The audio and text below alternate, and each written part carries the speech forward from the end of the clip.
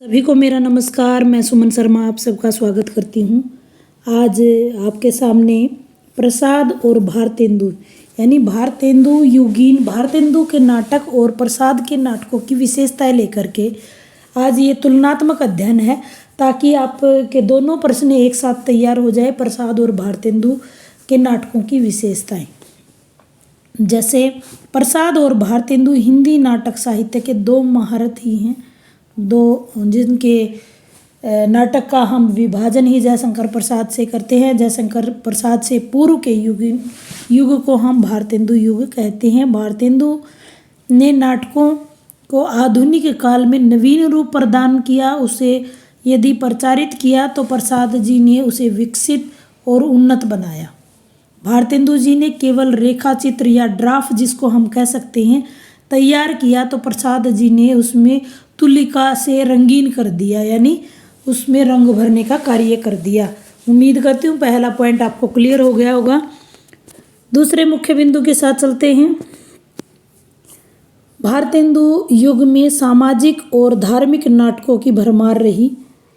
जैसा आप सबको पता है, सामाजिक और धार्मिक नाटकों की भरमार रही, जबकि प्रसाद युग में ऐतिहासिक नाटकों की रचना जो है विलक्षण गणवेशनात्मक या फिर अनुसंधानात्मक हम उनको कह सकते हैं, और रीति से करके नवीन युग का नेतृत्व किया और भविष्य के लिए पथ प्रदर्शन का कार्य प्रसाद जी ने कहा। जैसा कि हम नाटक का उद्भव और विकास देखते हैं, तो हम इसका जो केंद्रीय बिंदु है उसको प्रसाद को केंद्र में रख करके हम करते हैं।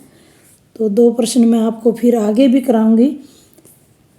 भारतेंदु युग में बहुत ही आसान लैंग्वेज, बहुत ही सरल भाषा में आपके हैं दोनों के दोनों प्रश्न जो हैं आपके तैयार हो रही हैं। भारतेंदु युगीन नाटकों की विशेषताएं और प्रसाद युगीन नाटकों की विशेषताएं। भारतेंदु युग में प्रस्तावना आदि प्राचीन परंपराओं का न सर्वथा पालन किया गया, न ही सर्वथा निषेध। कहने का मतलब ना तो उन परंपराओं को पूर्ण रूप से स्वीकार किया गया और न ही पूर्ण रूप से उनका निषेध किया गया। भारतेंदु की नवीनता की ओर रुचि भी पाई जाती है और प्राचीनता का मोह भी उनमें देखने को मिलता है।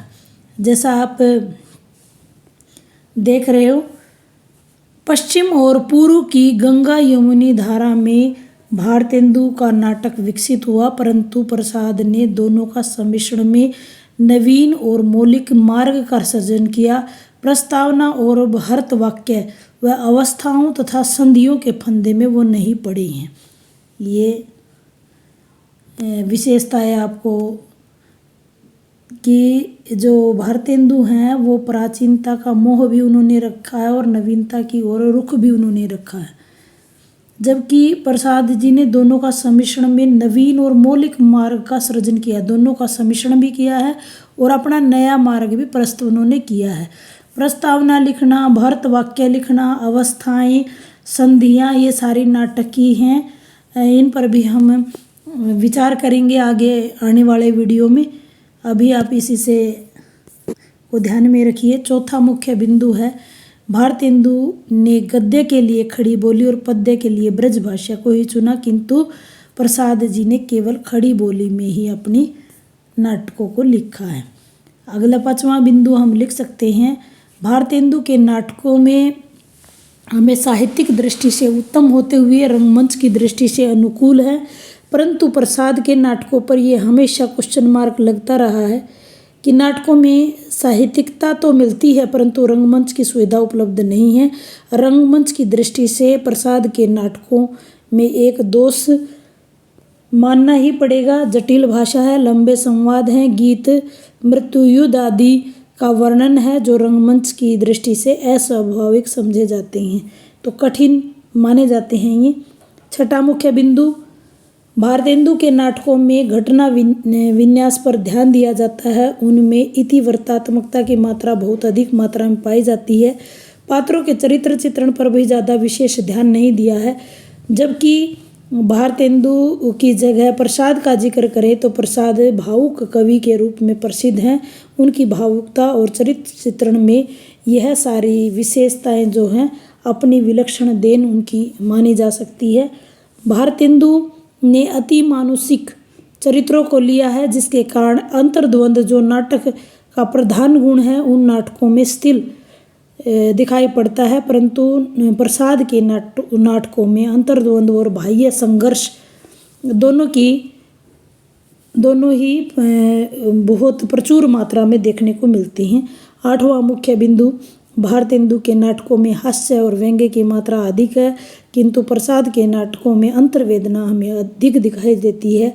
संक्षेप में कह सकते हैं कि दोनों ही नाटक के गगन में चमकते हुए चंद्रमा और सूर्य माने जाते हैं। दोनों ने ही हिंदी साहित्य को आगे बढ़ाने का महत्वपूर्ण कार्य किया है और उम्मीद करती हूँ छोटे से वीडियो के माध्यम से आपको 2 प्रश्न यहाँ समझ आ गए होंगे। भारतेंदु युगीन नाटकों की विशेषताएं या भारतेंदु के नाटकों की तथा प्रसाद के नाटकों की विशेषताएं आपको समझ आई होंगी। तुलनात्मक अध्ययन आप कर पाए होंगे। तुलनात्मक अध्ययन करवाना मुझे बहुत प्रिय लगता है और मैं समझती हूँ कि आप सबको भी अच्छा लगता होगा। 2 का कंपैरिजन जब करते हैं तो आपकी चीज़ें बहुत अच्छे से स्पष्ट हो जाती हैं।